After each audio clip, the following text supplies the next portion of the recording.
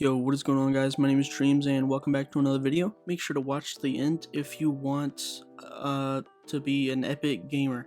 Today we're talking about someone who I've talked about very recently. Actually, we're gonna be talking about Pokimane. In my last video, I kind of went over the whole situation with It's a Gundam and that whole controversy and why it had everyone mad. But recently, a lot of things have been happening, and if you guys don't follow many other commentary channels, you might not know, but there is sort of a civil war going on the internet right now between Twitch and YouTube, and it's honestly the epitome of first world problems. But it's an interesting situation. There's an argument going on between who has the harder job between these two dream jobs that so many people dream of having. Like, you ask anyone, even back when I was in like elementary school, probably starting as early as 2010 or 2011, you ask any kid what they want to be when they grow up and they'd probably say a YouTuber, because that's what that entire generation was consuming, was YouTube videos about the newest Call of Duties, and Minecraft was starting to pop off. It was basically every kid's dream job. Now, in more recent years, starting in like the mid 2010s, I'd say probably around 2015, live streaming started picking up and taking off and kind of became part of that whole situation. And that's around the same time, I believe, that Justin TV became Twitch. If you guys don't know,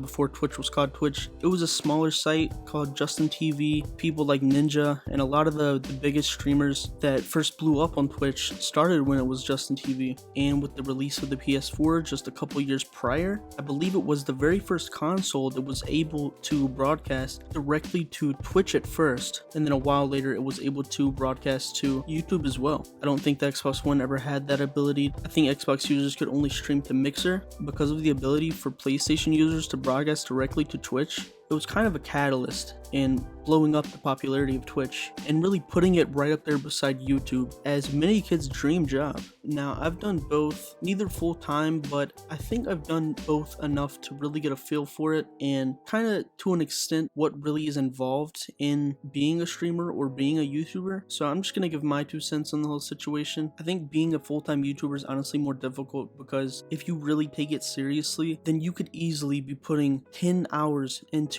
one video. If you're editing all your own videos, if you're really putting time into that and really mastering your craft as a YouTuber and as an entertainer, you could easily put 10 hours. And then some people, such as some commentary channels that take more of like a documentary type approach to it, like Jay Aubrey or The Right Opinion, channels like that, I'm sure, put upwards of 100 hours into some videos. Like, it's just insane. And the main argument that a lot of Twitch streamers are saying is that YouTubers just sit around and they don't do any work, and then at the end of the month they just put a video together really quickly and they upload one video a month. Now, some channels do that. One that comes to mind is Soviet Womble. I know he uploads maybe about once a month or so, maybe a little bit longer than that at times. But people who do YouTube full time, the ones that upload once a month, you have no idea how much they're editing their videos. Like, if you've ever watched a Soviet Womble video, when he animates text that represents bullets flying or someone throws a flashbang and it flies across the screen, he has the word flashbang right over the flashbang so you can see exactly what's going on and see who's doing what. He edits that frame by frame. He easily pours 100 hours into many of his videos. I mean, some people don't really get it until they start making their own videos and really understand what it takes. And it's not, of course, it isn't hard to do. It's definitely not comparable to like manual labor or anything like that, but it's still something that people work on. It's a craft that people have to master if they really want to do good. Now, when I'm talking about YouTubers, I'm going to be talking about mainly the commentary community, because that's kind of who the war is between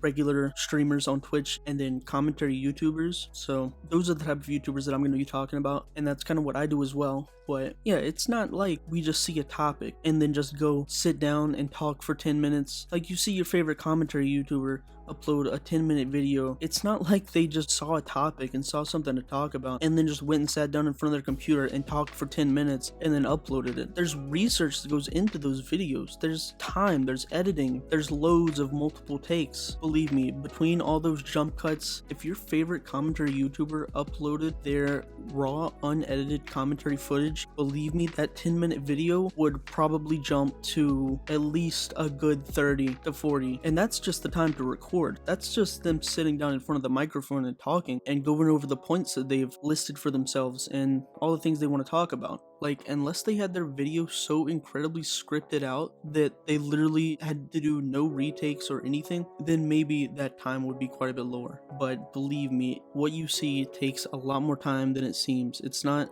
like streaming. And the main criticism that a lot of Twitch streamers are receiving is that they'll just sit down in their chair and they'll mess with their camera, and then they'll like say thanks for a random donation. They won't actually talk about anything, and then they'll sit there and they'll stuff their face with food while reacting to other people's content and just give the most meaningless reactions, but they're not actually doing anything transformative. They're not adding anything to the content. They're not producing content. They're sitting there, and for a lot of them, like Pokimane, just trying to look cute for all of their simps in their fan base while just eating food and watching other people's content. And one of the biggest issues that people have with Pokimane is her hypocrisy, because she is actually called out another channel for, I believe, taking the most viewed Fortnite clips on Twitch and then making a compilation and then just putting it up on his YouTube channel or something like that. And she threw a fit saying that it wasn't original content, that it wasn't transformative or whatever, and streams herself sitting in her chair or looking at her phone and eating while watching random YouTube videos, and her simps watch that because they're attracted to her. Now, my issue isn't with the streamers that actually add content, such as ones that just play games and talk to the chat and actually interact, and the point of their stream is their content. It's not because people are just attracted to them. I mean, I know that's why my viewers watch me, is because I'm like the sexiest man alive. I think it's just because I'm so damn thick, just being honest. And it's the same situation with Pokimane. That's why I'm not streaming as much lately, is because I'm trying not to be like this. I can't take myself seriously. But yeah, it turned into this whole issue where every commentary channel is talking about Pokimane. That's definitely not why I'm talking about Pokimane, I swear. Nah, but seriously, this shit had to be called out, and I'm really glad that it finally is. But yeah, it's a whole situation. And that brings me to my next issue with Pokimane, and one of the main things that people are criticizing her over is how fake she is, and this persona that she tries to play into on her streams, because she tries to just sit there and act cute and act innocent. So she's apparently shielded from criticism because she's so innocent. She's just hanging out and giggling to YouTube videos. How could you criticize her? She's an innocent girl. No, she's a 24-year-old woman. She's fake as hell. She plays into this persona because she knows that her simps find it cute. And you can truly see when she reverts back into her natural state of mind, which is this toxic mindset that comes out every time she has a controversy. You can just see it, like such as in the situation with It's a Gundam, where she went after his sponsors, which is such a shitty thing to do. That's someone's income. If you have a problem with the content that someone is creating, with the criticisms that they're putting out into the world, take that criticism into consideration. Think about what they're saying. These aren't haters. Commentary channels are not haters. They're not just sitting here just bitching about whatever the streamer is doing. These are genuine criticisms that it really seems like Pokimane can't handle whatsoever. And that brings me to my next point. Pokimane has extremely thin skin. She cannot take any criticism. You know what? Thin skin is an understatement. This bitch looking like some paper mache I made back in 4th grade. Oh my god, bro, I just realized that actually isn't far off. Oh my god, I can't. She responds to any criticism, any critique of anything she does in the worst ways possible.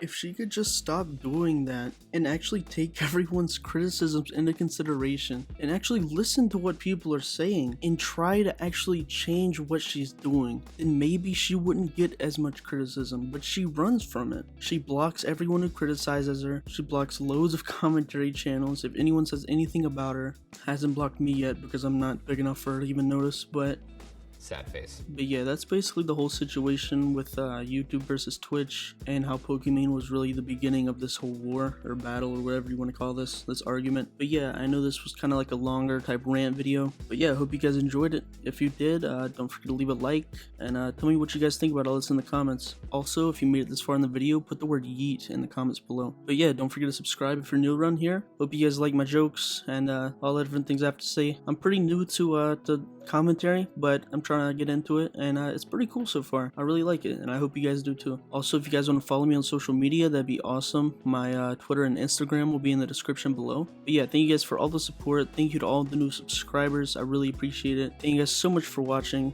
My name is Dreams, and I'll see you guys in the next one. Peace. Let me just stretch this out to 10 minutes real quick.